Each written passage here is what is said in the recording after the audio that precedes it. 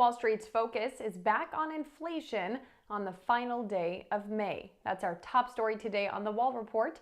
I'm your host, Greta Wall. The major indices are all falling in today's session, giving up last week's bounce back rally. The drop comes amid new concerns about global economic growth after inflation hit another record high in Europe. Consumer prices soared 8.1% year over year in the Eurozone this month, hitting a record high for the seventh month in a row. And that inflation is mostly being driven by soaring energy prices. Oil prices are up today after the EU did approve a ban of most Russian oil imports. West Texas Intermediate crude futures rising nearly 1.3% in today's session to over $116 per barrel, with Brent crude futures also up 1.3% to over $123 per barrel. The European Commission president announced the bloc has agreed to immediately ban 75% of Russian oil imports, with that then increasing to 90% by the end of the year. And that move puts more pressure on global oil supplies, as the EU does currently import more than a third of all of its crude products from Russia. And U.S. gas prices have resumed their record-breaking climb. AAA showing the national average for a gallon of regular gas topped $4.62 today.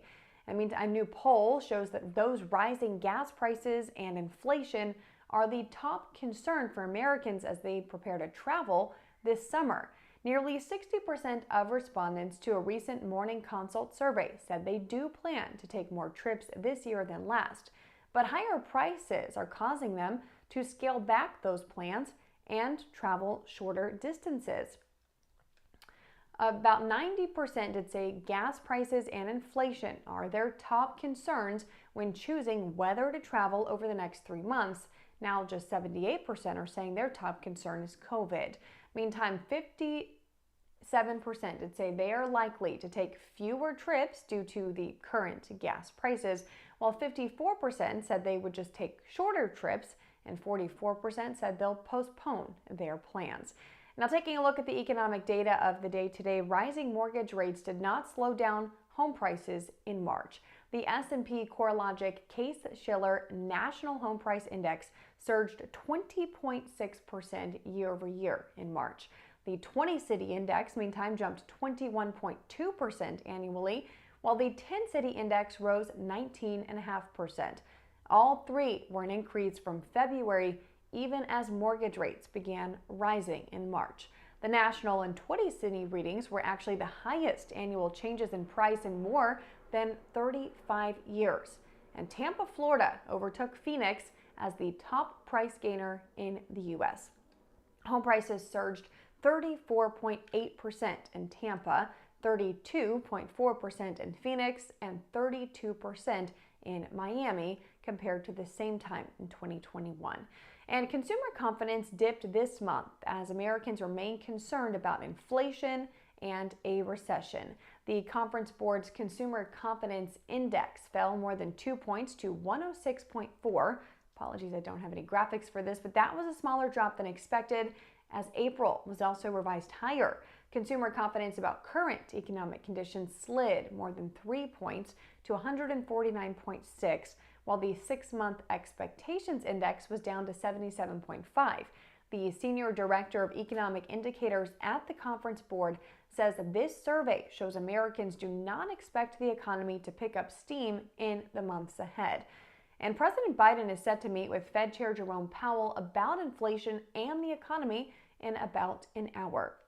He will be hosting the Fed chair at the White House to congratulate Powell on being reconfirmed for a second 4-year term as chairman. Now, the Fed appears committed to doing whatever it takes to tackle inflation, including pushing interest rates past neutral. Fed chair himself has said they're willing to do that, with Fed Governor Christopher Waller making those statements as recently as this weekend. And in a Wall Street Journal op-ed on Monday, President Biden said he has made tackling inflation his top economic priority.